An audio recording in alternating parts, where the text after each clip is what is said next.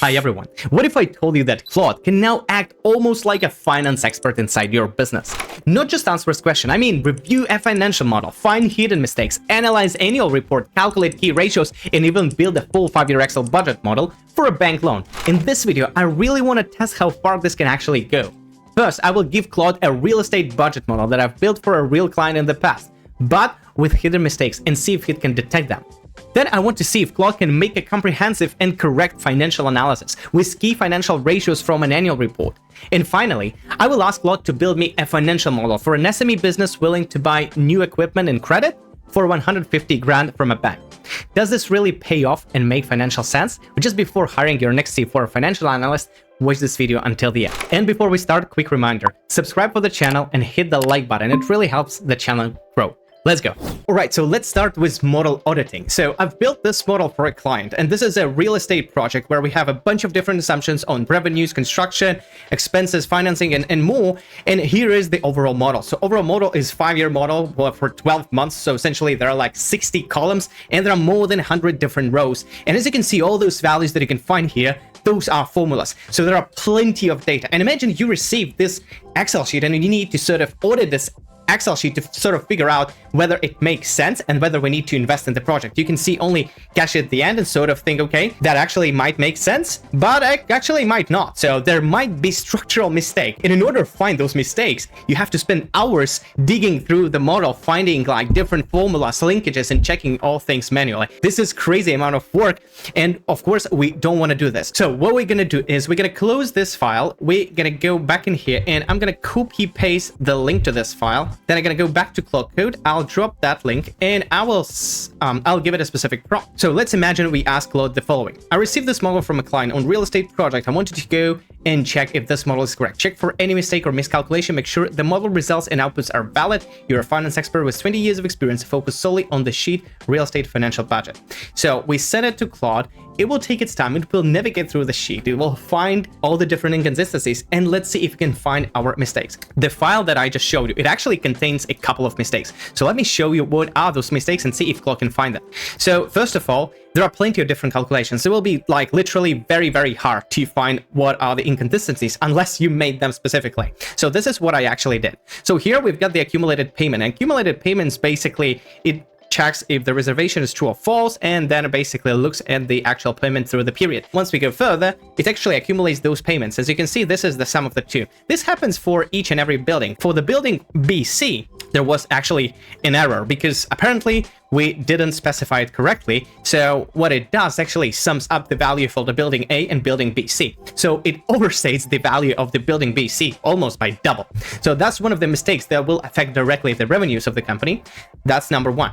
And number two is here. Here we have the revolver financing. Sort of if you have to repay banking loan, you repay banking loan, then you use credit line, then you use investors' money. And this is basically done sort of just to save on the interest expenses because you attract cash only at the time when you actually need it. So the second mistake that was made here on purpose is this one. So if you look at this formula, it sort of looks like a logical formula, but if you look at this one, it multiplied by assumptions G45 and assumptions G57. If we go back in here to the assumptions sheet, we can see that assumptions G47 is overall interest rate, and this is again the overall interest rate after construction. Well, the problem with this one is that it's an annual rate, and here we don't really divide by 12. So that's the second mistake. The correct way would be just divide this thing by 12, right? Because it's an annual rate. But it's not done here, so the interest expenses are actually overstated by 12 times or so. So let's see if Claude can actually find those mistakes. All right, so the Claude has finished, and let's actually see if it was able to find the mistakes. So we've got the audit report, and it says there are a couple of critical findings. The finding number one, year one bank interest is overstated by 12 times, essentially row 170. So if I go back to my Excel file, and if I go to row 170, that's exactly the row we were using. So it correctly pointed out where the mistake is coming from on this one. That's pretty cool, right? So it was able to actually go through the model and find that mistakes on a specific row throughout the whole model. How crazy is that? So that's correct. And if we look at the second one, finding number 2, building BC, accumulated payment double counts, building A. This is exactly what I just showed you, row 119. So if we go back in here to row 119, that's exactly when it happens. So, and it tells us what we need to do. We need to change the formula to account only for buildings BC. That's exactly. It even finds some secondary non-material errors for me that doesn't change the result now, but if the client plays with the assumption, it might change the end result. So I might actually go and check for these ones as well. How crazy is that? Look at how big this model is. More than 60 columns, more than 150 rows, in all those different types of formulas. It was able to actually go through the formulas and find exact errors throughout this model. How crazy is that? It would take hours, if not days, for a financial analyst to kind of review and audit this particular model, and this was done literally in minutes. All right, so let's move to the second example. In the second example, we will ask to do a financial analysis, basically calculate all the key financial ratios for a company based solely on the annual report. The only thing we need to do, though, is to download the annual report from the company. All right, so what I'm going to do is I'm going to take the annual report of this company. So I'm going to drop in here the file with the report, and I'm going to send the following prompt. And the prompt is going to be financial analysis. So something like this. Let me set it to bypass permissions and see what is the result. So you may ask, what is financial analysis actually? Well, this is actually a specific skill that I've created for my AI to do the financial analysis of the company based on the specific criteria I specified, because I don't want my AI to actually come up with the, key financial ratios all the time itself and figure out what would be the efficient way to calculate this. That's why I have a specific skill that is called financial analysis. Let me quickly show you how it actually looks. So here's our skill, and basically it specifies the role, context, sort of the reference. I got a file with all the calculated ratios so it can reference the formulas, but more importantly, what I ask it to do, I ask it to pass the annual report to find specific variables in the annual report, because the annual report would usually be like a PDF document, or it could be a Word document for many, many pages. It particularly needs to find these things in the report, and not all of those things are actually in the financial statements. Like, for example, the salary fund or board members or employees are spread throughout the report, so you may find it somewhere in the annexes, not in the actual financial statements. Then I basically specify what kind of ratios I wanted to calculate. For example, liquidity, profitability, working capital, leverage, average salary, etc. And then there are some other specifics, like what are the specific formulas to be used to calculate these ratios. The reason I wanted to, because I can actually control what kind of formulas it actually uses for the calculation. And that's how I can have like a persistent result all the time. So I don't need to sort of think about, okay, maybe I got a different formula there and it made it all an assumption.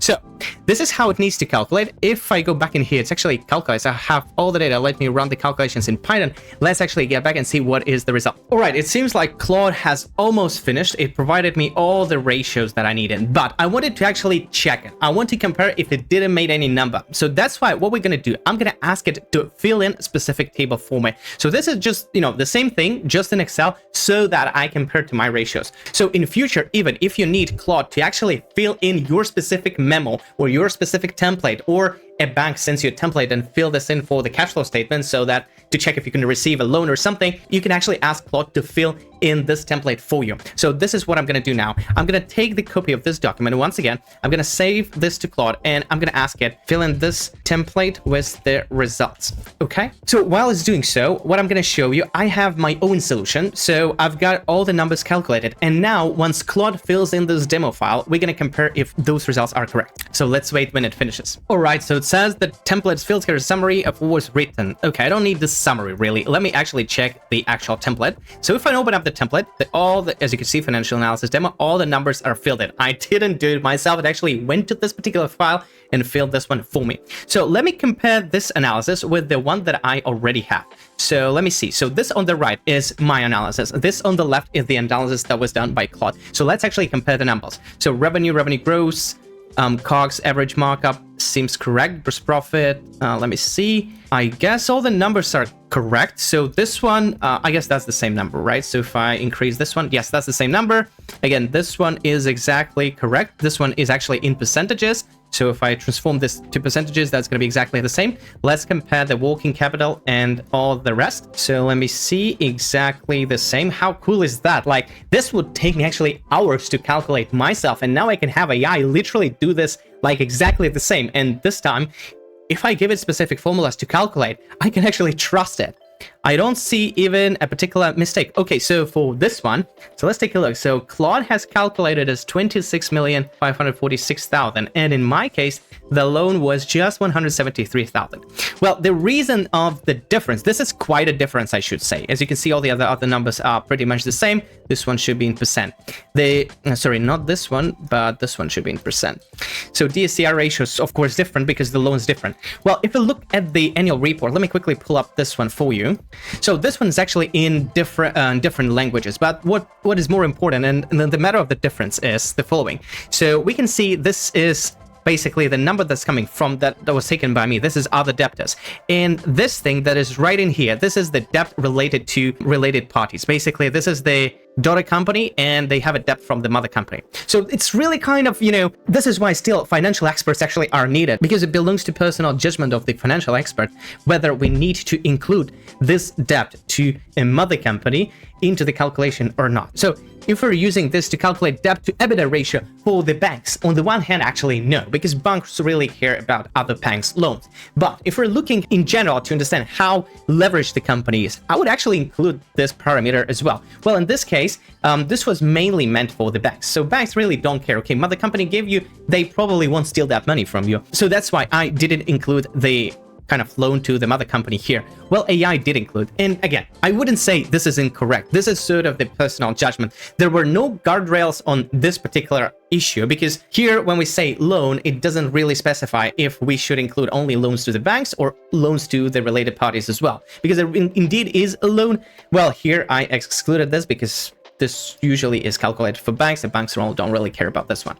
All right, and if we look at the last one is also a bit different. Well, the salary fund is different, and the reason is AI has actually included the salary of the board members. So I've excluded the salary of the board members. Again, I decided to exclude them. So the overall picture is less inflated by the board members' salaries, because here the whole idea was to calculate the average salary. And if I include board members, then the salary is significantly higher. And that's why, to account for that, I've actually excluded them. Well, AI did include them. And if we go back into the instructions, there were no specific guardrails on this one. So if I go back to my skills.md, and if I look at the salary fund, it says average salary is basically taking the salary divided by employees minus board members. It says nothing about if we should include board members or not. It says nothing about other employees. So essentially what it did, it extracted both the board member salaries and all the other kind of salary fund and counted those together. So I shouldn't really say it's incorrect. Well, it's kind of, the personal judgment is how do you argue? So some would say, well, if you calculate the average salary, you definitely should include board members, and that's why this number is actually correct. So yes, we have a couple numbers different in between our results, but I wouldn't even say those numbers are incorrect. I would actually go back to AI and sort of have a short discussion. So I would ask it to provide kind of personal judgment whether these numbers represent the reality or not, because it will tell you openly that, hey, I did include the related party loan, but it's not a usual loan and stuff like this. So you can have an open discussion and decide which is the more correct number. And this is basically why financial experts are still needed, because not always it's as simple as just, calculating the formulas. Sometimes you still have to have sort of personal judgment whether this number is really justified or not, or you should exclude it because it's kind of unrelated to the loan and kind of leverage risk in general. So that was the second demo. And let's actually look at the very, very last one. So let me open a new Claude Code session. Let me close all these ones, and let me go with this prompt. So in this case, I will not have any other documents. I will basically say you're an experienced CFO and financial modeling expert. You need to build a clean and easy to understand 5-year financial model in Excel, blah, blah, blah. So there are a couple of business assumptions that we provide. And sometimes those assumptions will be discussed with the C-level executives, or some other consultant will provide you, or you would need to consult other experts in certain things. But this is essentially how you build a financial model, right? So if you want to calculate whether this project is worth pursuing, you need to know, what's the average salaries per year, what's the marketing cost, the growth, and stuff like this. So this is what I provide. Also, one important thing. So the problem is when you ask Claude to build something like this in the chat, it will usually build you a model, but the model will be with the hard-coded numbers, so you don't really have an option to check this. So in order to account for this, always use this in the formula. Always use formulas, not hard-coded output values. Hard-coded values only for assumptions.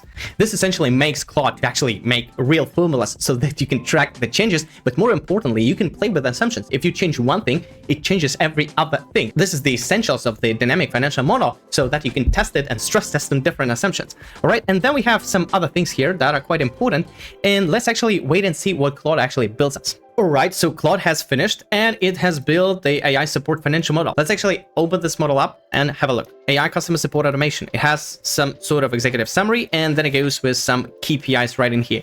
What I already see and like that all those KPIs are actually formulas, not the hard-coded numbers. So this is already great. Well, graphs. Well, graphs needs definitely redesigning. I don't understand why Claude makes such awful design, but basically, yeah, this is what it makes. So you probably want to adjust a little bit the design of the graphs. But anyways, the graphs are there and that's pretty cool. It even created sort of the empty things for the net profit. So that's pretty cool. All right, so the graphs are there as I asked. So we've got the assumptions here. So loan amount, interest rate, loan term, everything is there and it kind of explains it clearly. And then what we have is profit and loss statement. And what is really cool, first of all, it has the right structure. It calculated even the EBITDA and the EBIT net profit. It has all the formulas, not the hard-coded numbers, built for me. And it even has some supporting calculations for the revenue, for the cost, for loans, for cash flows, and everything else. All those are formulas. This is kind of a ready-to-go model, really. And what is really, really cool, it has some model checks. So this is what I asked it. So check that the loan actually ends at year 5. This is how the revenue is calculated, etc. So it did so. It has some supporting calculations for the charts. But what is more important now, if I see that the profit is for the 5 years, 135,000, if I change the banking loan to 200,000, for example, the whole model actually changes. So it's 125,000. The whole model is fully dynamic. I have all those calculations that are interconnected that would take like hours, if not days, for a financial analyst to build those. It has some KPIs. Yes, probably not the best formatting. I would format it a little bit better, I guess, but it has all the data that is needed. Even have some charts in there and have all the key assumptions. So I can change those assumptions right in here. For example, the interest rate, I change it to 10%. Everything automatically changes. The graph changes, the profit changes, everything is dynamic. This is exactly how I would build this model. And now I can have AI do this for me literally like 5 minutes or so. How crazy is that? So now really like even some such complicated things to calculate the NPV of a new project, whether we need to get a banking loan, whether we can actually get a banking loan, or we need to invest or not invest. This can be easily solved with AI. You don't need specifically a financial analyst or CFO doing these calculations for you. So this is really cool. Yes, you need someone to actually understand what is going on, but the actual build is actually solved. So that's pretty cool. That's what I like about it. And that's why I think this is changing the whole industry in finance. So after testing Claude on financial model review, annual report analysis, ratio calculations, and building a full budget model, I think the direction is very clear. This doesn't replace yet a good CFO or financial analyst, but it massively changes how fast financial work can be done. You can use Claude to check models, structure assumptions, generate Excel files, explain numbers, find risks, and help business owners understand whether a project makes sense. And the most important part is this: finance becomes much more accessible. You do not need to start from a blank Excel sheet anymore, and you do not need to have your busy CFO at your hand for every decision to justify with numbers. If you're thinking about integrating or using AI for your business, reach out to us at info@flowbyte.ai and we will help you maximize the ROI on using the right AI services for your business processes. If you enjoyed this video, subscribe for the channel, hit the like button. It really helps the video grow. Thank you for watching and see you in the next one.